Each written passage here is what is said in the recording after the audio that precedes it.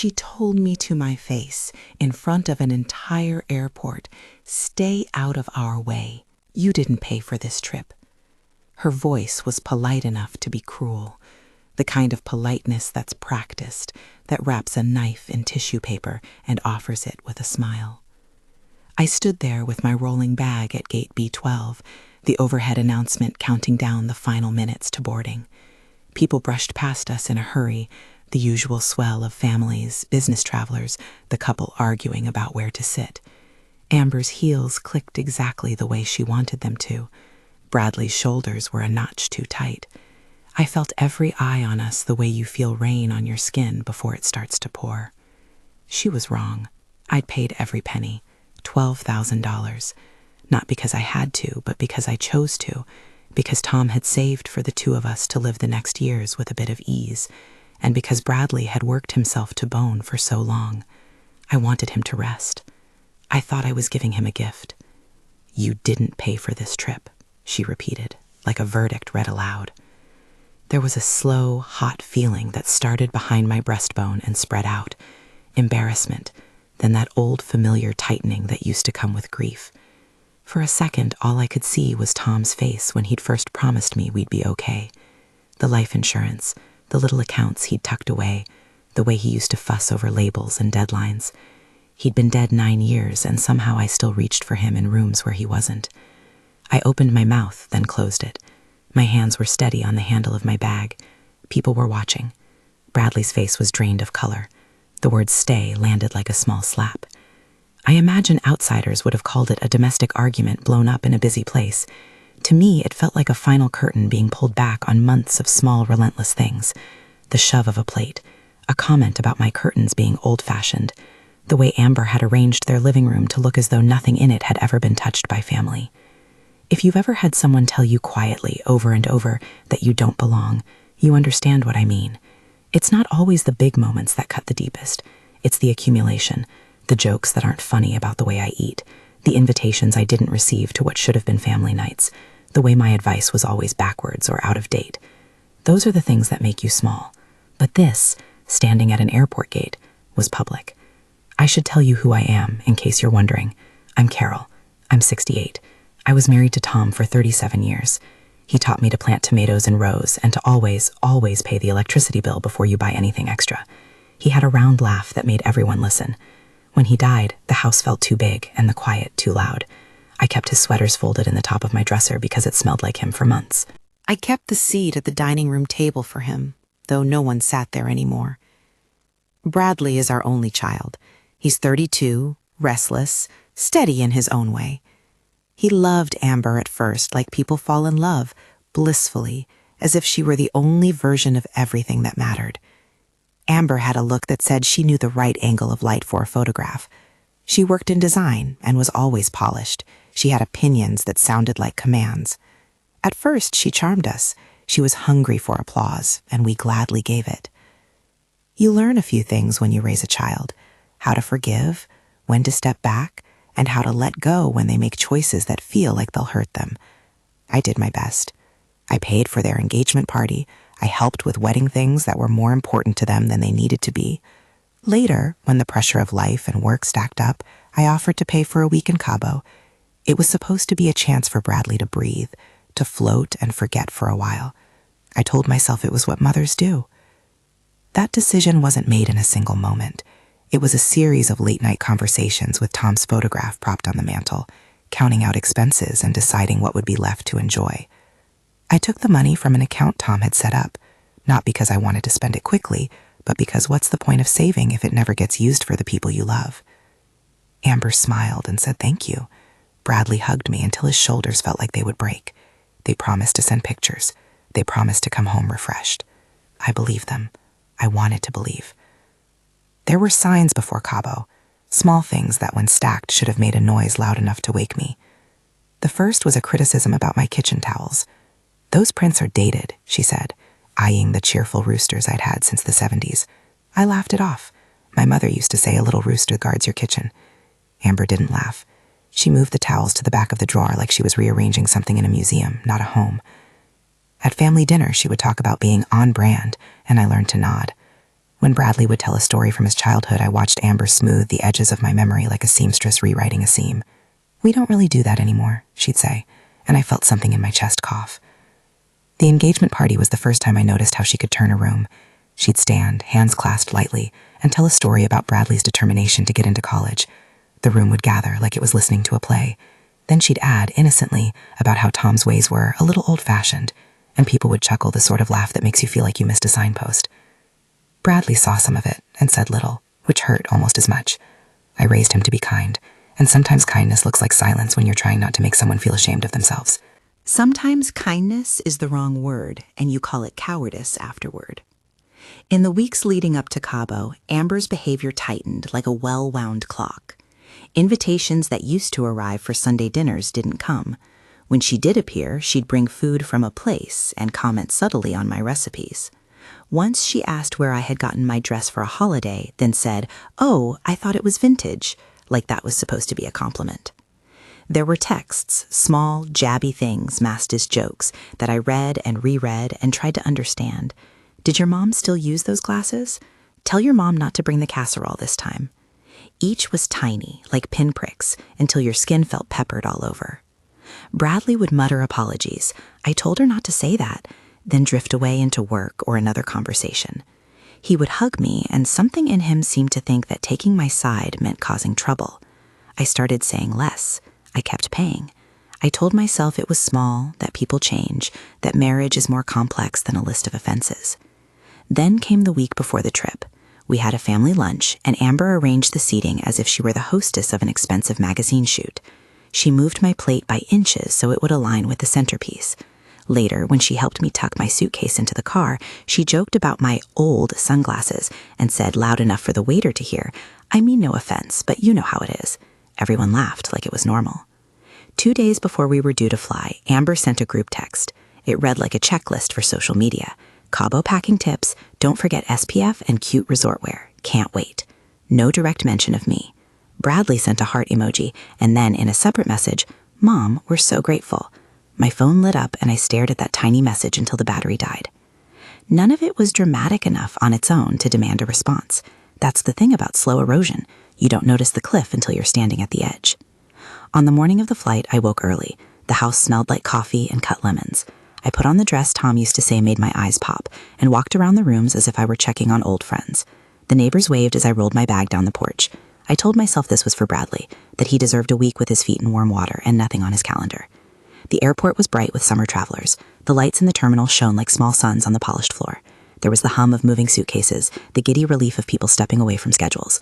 I felt full of a strange nervous energy, like the way you feel before you climb onto a Ferris wheel you haven't ridden in years. Amber and Bradley arrived together, both looking like they'd been appointed a role to play. Amber had on a blazer that made her shoulders look authoritative. Bradley looked tired and a little relieved, like someone had handed him a pass to disappear for a while. We had the usual small talk. The gate attendant announced delays, then a new boarding time. Amber fussed with her phone, then flicked it closed, and fixed a smile at me that said everything was under control. Then she said it.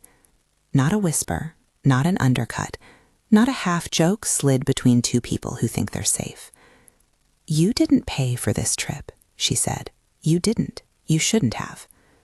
There was a hush. I could hear the whoosh of an espresso machine somewhere. A toddler screamed like a branch snapping. Bradley's jaw clenched. It was one of those moments where all the small, boxed-away things you felt start to leak out. I could feel a sound forming at the back of my throat. Not quite a laugh, not quite a sob. People glanced over. Some smiled politely, thinking it was awkward couple drama. Some kept their eyes front and pretended not to hear. "You're wrong," I said. My voice was entirely calm. Calm as a tool I learned when Tom was ill. Calm as how you keep control when everything inside is splintering. She tilted her head like she was doing me a favor. "I don't see any charge," she said, as if that settled a moral question. There was a moment, less than a second, where something in me decided that the question of who paid for the trip was about more than money. It was about respect. It was about how you are allowed to speak to the people who love you. It was about dignity. People say they want honesty. What they rarely mean is bluntness that forces you to act. I'd always been the primary card holder for certain things. It was simpler that way. I handled some bills out of habit. I had access to certain accounts. It was never about control. It was about helping. My fingers moved almost of their own accord. I opened my wallet, pulled out the card, and found in an app the reservation they'd booked through a combined account. It had the option to remove a payment method. I did it. It was a peculiar kind of empowerment, sudden and quiet. I removed my card from the reservation. I didn't yell. I didn't make a scene. I did the practical thing a woman of my age had learned from decades of doing the sensible thing. I acted. The reservation, which had been sitting there as if assured by my name, now hung unpaid. "What are you doing?" Bradley breathed, low and close, and for the first time his voice trembled. "It's unpaid now," I said. I had the strangest sense of being both outside my body and desperately present. The air conditioning hummed. A woman behind me adjusted her scarf. The word unpaid seemed to land like a pebble thrown into very still water. We boarded. I took my seat by the window. The plane lifted with the soft confidence of a thing designed to carry people away. My hands were steady on the armrest. I watched the clouds and thought about the way Tom used to say that gravity is a polite thing. We all need a little reminder of what keeps us grounded. They would find out when they arrived in Cabo. I knew that. I had no intention of leaving them without anything. I left $200 folded into an envelope with their names. It was not a grand punishment. It was practical. It would get them a ride from the airport, a night in a small hotel, time to figure things out. I wasn't a villain. I was a woman deciding, finally, that kindness should not be one-sided. At the check-in counter in Cabo, I imagined their faces. I imagined the expression Bradley might make when he realized the booking did not go through. I imagined Amber's color changing the exact shade of someone who thinks the world will be disrupted and who has no plan for the mess. When my phone buzzed with Amber's name, it was like someone had slapped a bell. The messages were combustive. Caps, questions, accusations. She called Bradley, and he didn't answer. She texted me a photograph, a screenshot of the check-in screen with a red notice, payment required. I felt it then, the strange freedom of watching chaos unfold from a place you've chosen to stand. I felt a calmness that was not vindictive. It was measured, like setting a boundary around something you've tended for years. I turned off my phone for a while. I walked along the beach nearest the hotel where I'd decided to stay. The sand was coarse and warm. The ocean made a steady, indifferent music. I found a chair and let the sun lift a little weight of worry off my shoulders. I booked a small, quiet resort for myself, a modest place with a pool and the kinds of breakfasts that come with pitchers of juice. I ordered a massage. I snorkeled. A week alone stretched out before me like an unmade bed that felt suddenly luxurious. I slept without the task of doing for someone else. I read books with foxed pages. I drank coffee at noon, because why not? I let myself learn how to be in a room without looking for approval. The texts came in like small waves. Amber's messages were precise and hot. "This is cruel. You ruined everything. You have no right." Bradley's were different. "Mom, I'm so sorry. I didn't know she'd do that. Can we talk?" Sometimes his messages said nothing at all. I read them and put the phone face down on the table. I had to teach myself not to respond. I did not return immediately to the house in which I had lived for a lifetime. I extended my trip by a few days. I said I needed the time to decompress. I bought a hat on a street market and let the vendor knot ribbons around it. I ate fruit I couldn't name. I watched a sunset that made everything before it look like practice. People think a trip is a break from life. Sometimes it is preparation for the life you're choosing next. When I called home to hear voicemails, Bradley left me a voice that sounded like a man trying on a better version of himself. He said, "Mom, I didn't mean for this to. I'm going to come see you." That was the first time something in him sounded like the son I raised. It wasn't an apology that wiped clean everything. It was the start of something that might, if tended with honesty, lead to repair. But evenings are lonely whether you're on a beach or at home if you carry a weight with you. I would lie awake and think about what it meant to be taken for granted. I thought about the years of small slights that had piled into a heap, about how easy it had been for me to make myself small to keep the peace. I thought about Tom's quiet ethic of fairness and how I had, in trying to be fair, forgotten to be fair to myself. I thought of that moment at gate B12 so often that on the last night of my stay, I replayed it in my head like a movie. I watched myself remove the card. I watched Amber's face. I watched my own hands, which had never been ones for theatrics, do something decisive. When I returned home, the house smelled like someone had been there and left a note. Plants were pruned. The mail was stacked in a neat pile as if to suggest nothing extraordinary had happened. There was a faint line of sand on the doormat. Bradley came over within a week. He stood at the doorway, and for a long time we just looked at each other. He carried an awkward bouquet of grocery store lilies. They quivered in a vase on the kitchen table like nervous judgments. "Mom," he said, and his voice had the hoarseness of someone who had cried in private. "I'm sorry. I should have." He stopped, because words on their own can feel ridiculous sometimes. I listened. I told him I was not hoping for a tidy confession that would make all things right.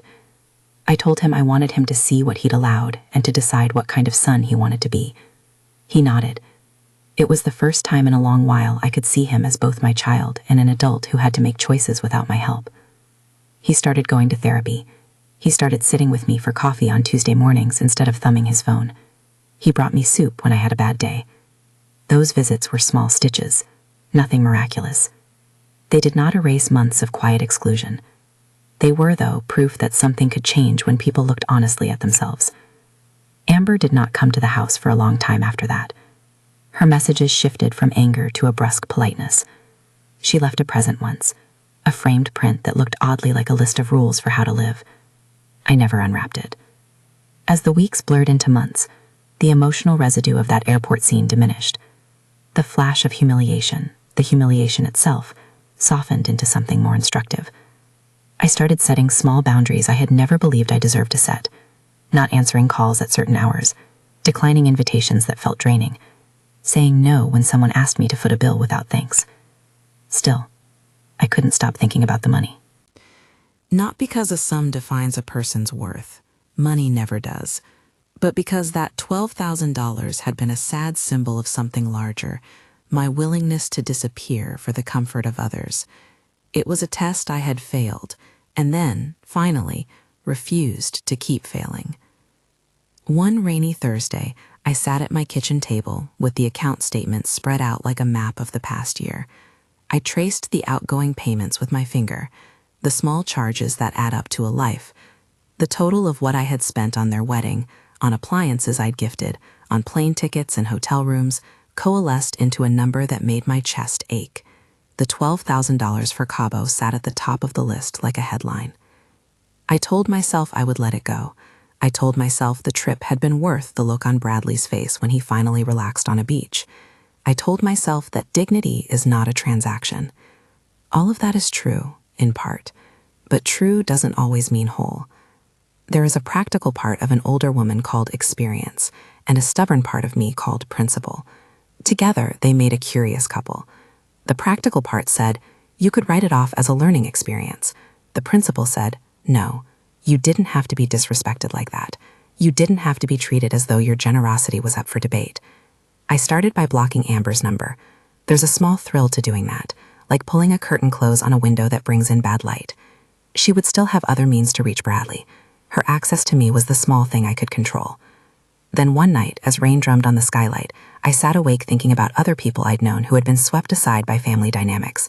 I thought about neighbors who had lost small fortunes to people who said they'd help. I thought about friends who always gave and were never thanked. There is a long, ugly list of ways that people take advantage of generosity while pretending they're not doing anything wrong. In the quiet, a thought grew. Perhaps the story did not have to end the way it seemed to be headed. That thought stayed with me like a stubborn song. I told Bradley about it, tentatively, over coffee, watching how his hands moved around the cup. He listened. He did not say what I wanted to hear immediately. He did not announce that everything would be fixed with a quickness I could stomach. Instead, he asked me questions about the account, about what it had felt like when Amber said those words in the airport. He asked with the earnestness of someone willing to learn. "Mom," he said finally, "do you want to try to get that back?" The question was simple. It had no legal arm attached to it. It was a human question, the kind that opens doors or slams them. I could see the worry in his eyes. Maybe he thought the money was the only thing in play. Maybe it was the easy check mark for him. I said I wanted to think about it. There's a weight to deciding to pursue something after you've already given it away. Sometimes pursuing is about principle. Sometimes it's about setting a boundary where one never existed. Either way, it is a choice that sits on your chest like something heavy and necessary. Some nights I would wake and imagine the notice board at the resort, the little tags for all the people who thought they were entitled to other folks' kindness. I would picture the ledger of favors. I would whisper to the dark that kindness does not mean erasing yourself. It's a strange age to practice being unapologetic. In your 30s, you think you'll teach your children without them teaching you. In your 60s, you're often certain you've said your piece. But there's always a place for new lessons, even the ones you teach yourself. One evening, as the light slanted through the curtains and made the kitchen tiles look like a chessboard, I found an envelope. It was a thank you card from Bradley for a small thing I'd done months before. Inside, he had written a sentence that read like a promise. I want to be better. It was messy handwriting, but the sincerity made it clean. I folded it and kept it in my wallet. People will tell you with an earnestness almost unbearable that money can't buy you happiness. They're right in the absolute sense. Money isn't the truest measure of love or respect, but money can symbolize a way people see you. I realized then that asking for what you are owed, whether it's respect or a sum of money, is not the same as being petty. Sometimes it's about teaching a lesson that's kinder than silence. I began to look into what my options might be, not because of acknowledgement. I wanted to know that generosity wasn't a free pass to be walked on. I told myself again and again that this was about dignity. I sat down with a list of questions I wanted answers to. Not legal forms or the fine print, just plain human ones. Is there a way to ask for the money back without looking like I'm trying to humiliate anyone? Can someone help me negotiate? What does it feel like to stand firm at 70 years old? I didn't start the process that night. I only made a phone call to a neighbor who had once helped me navigate a difficult contractor to ask what she thought about asking for help. She listened. Her answer was steady and simple. If it matters to you, pursue it. There are people whose job it is to help with these things. That was enough for the time being. I put the list away and made tea. I watered the plants. I practiced being ordinary in the small hours as I let the idea settle inside me like a seed. The story had changed. Once it was only about a trip and a moment at an airport gate. Now it was a map of choices radiating outward. It was about who I wanted to be when I stepped into the next room of my life. But it was also unfinished. Unfinished is a messy, nervous place to live. It is where you hold both your fear and your hope in the same hand. One afternoon, Bradley knocked and came inside without waiting for me to answer. He had a look on his face that is familiar to all of us who have children, regret and the urgent need to do something that proves you've learned. He sat at my kitchen table and fumbled with his cup. I met with a counselor today, he said. They told me some things. Mom, I want to make this right for you. I looked at him and saw a man who had spent years trying to be decent while avoiding confrontation. I saw the little boy who once made forts and gave me the best, earnest stick figure drawings. I saw the man who might now decide to be braver. What does making it right look like to you? I asked. He swallowed. I don't know yet. I'm trying to learn, he said. He did not bring Amber with him. He did not make excuses. He simply showed up and let things be heavy between us.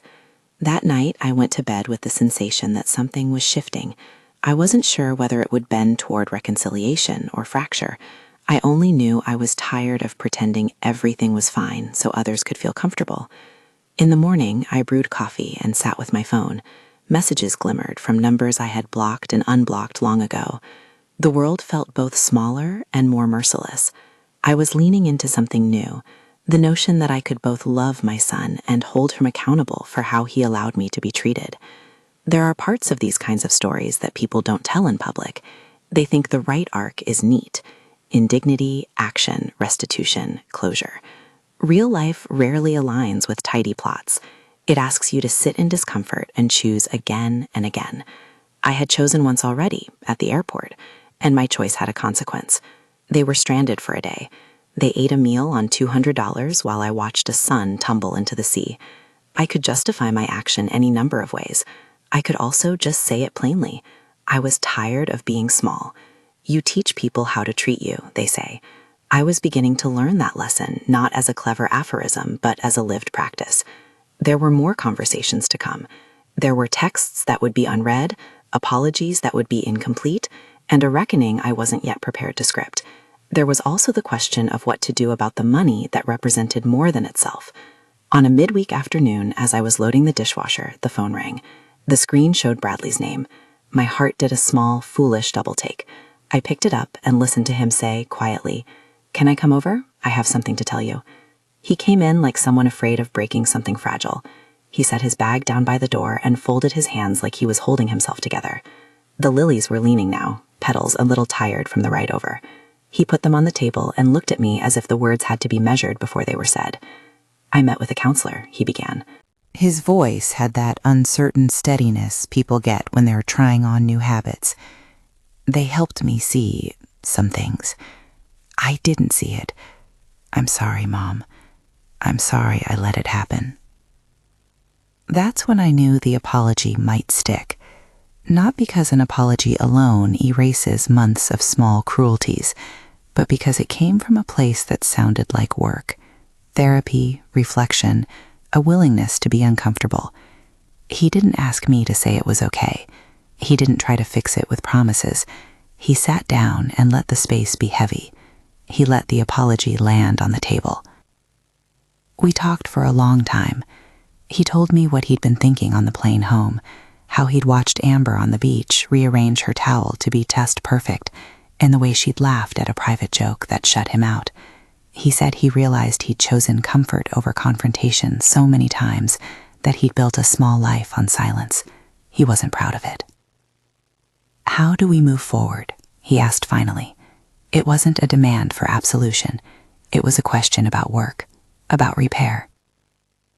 That question led to other questions, practical ones included. The $12,000 kept sitting on the coffee table of my mind. It was ridiculous and honest to say that the number hurt. It hurt because it represented trust given and not honored, because it had been used as an excuse for disdain. I could have let the money be another thing I buried under gardening schedules and book clubs, but the more I thought about it, the more I felt the principle standing firm beside my practicality. I had the right to ask for recognition when my generosity was weaponized. Bradley suggested we think about asking for it back. He did not say, "Make her pay," in any triumphant way. He said, "Would you want to try?"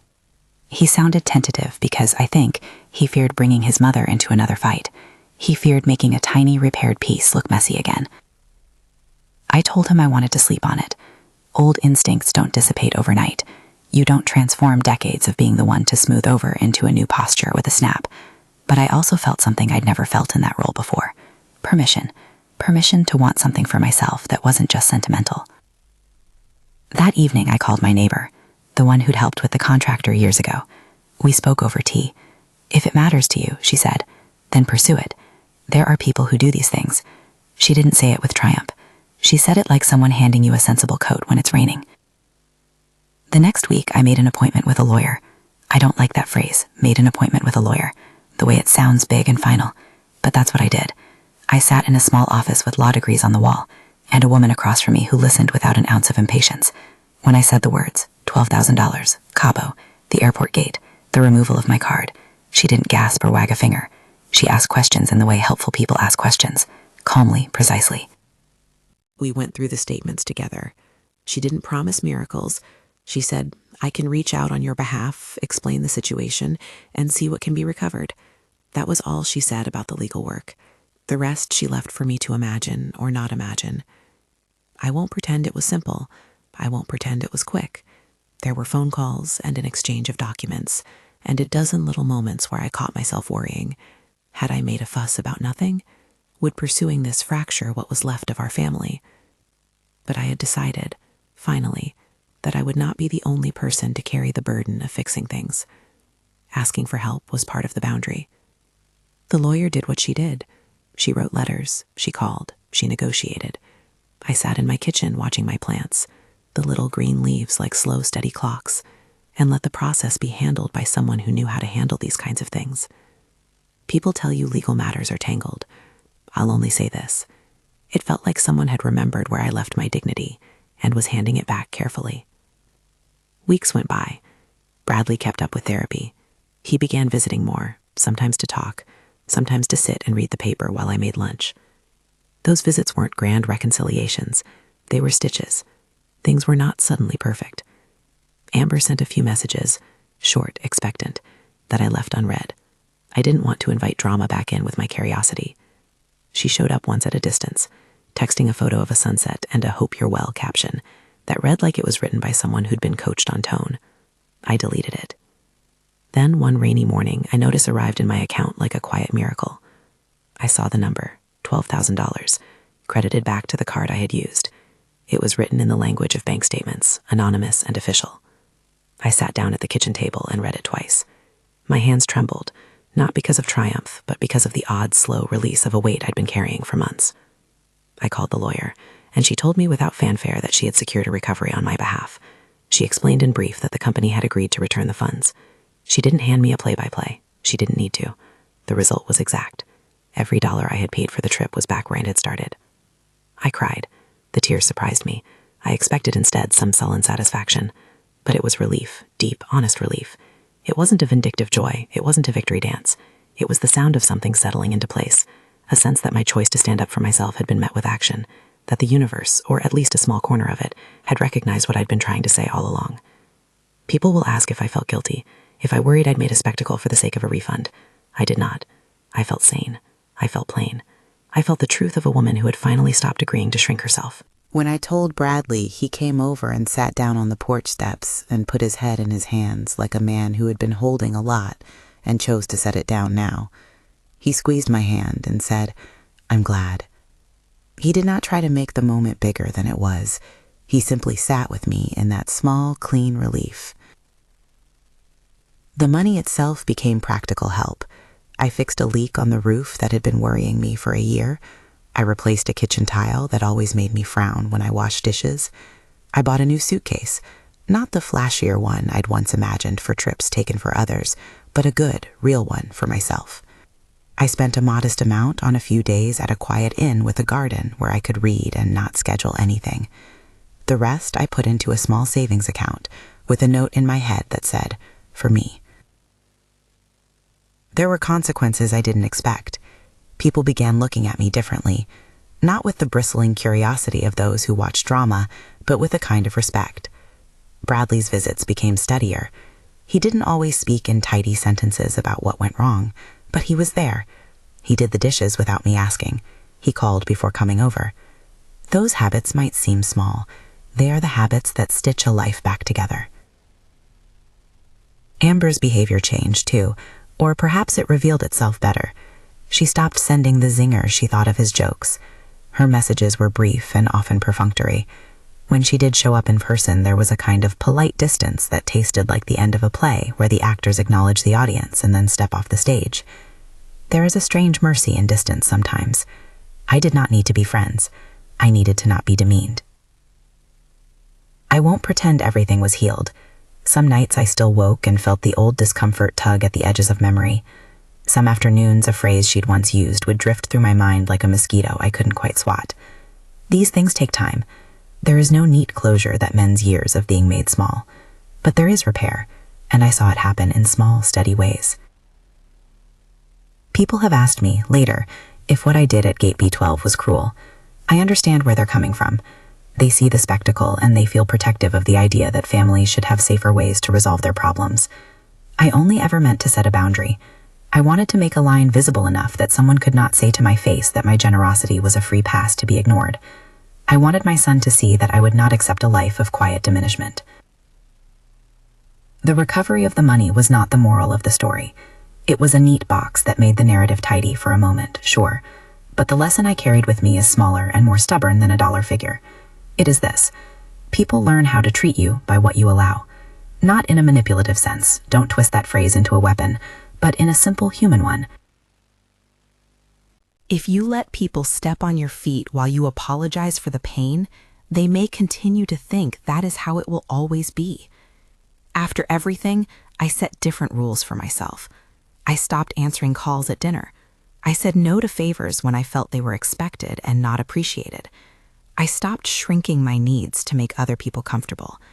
It was a quieter revolution than people expect. It's mostly made of small acts: closing a door, keeping an appointment that is only for me, buying the flowers I like instead of the ones I think others will prefer. Friends have told me I was brave. My answer is always the same. Bravery isn't always a dramatic moment. Sometimes bravery is being late to someone else's emergency because you chose to pick up your own life first. Sometimes bravery looks like patience. Sometimes it looks like asking for help and then letting the people who can help actually doing the helping. There were strangers along the way who reached out after they heard parts of the story. Neighbors, friends of a friend, people at the reading group who had been quietly watching how I rearranged my life. They brought casseroles, or not at all. One woman sent an email that said simply, "You gave yourself permission. Thank you for showing me I can too." She was younger, and I liked the way her words felt like a round thing connecting 2 points. If I could give one practical human piece of advice, it's this: you don't need to wait for someone to approve your worth.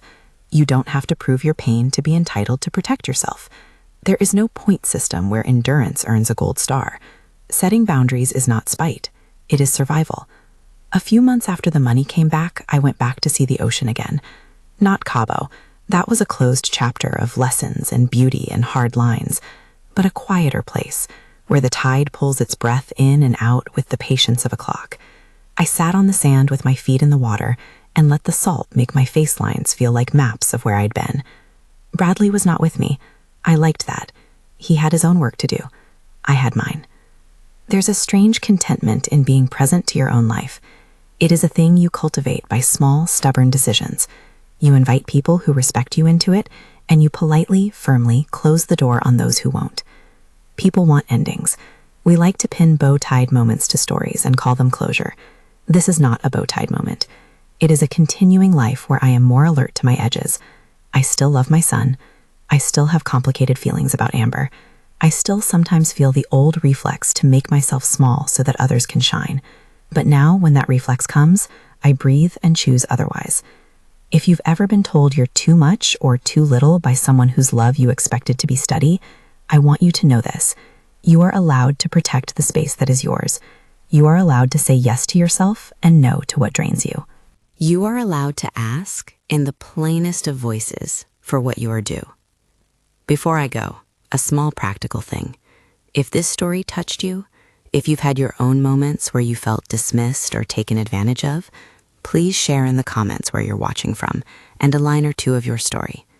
There is power in shared experience, and sometimes the simplest thing, hearing you're not alone, can make a world of difference.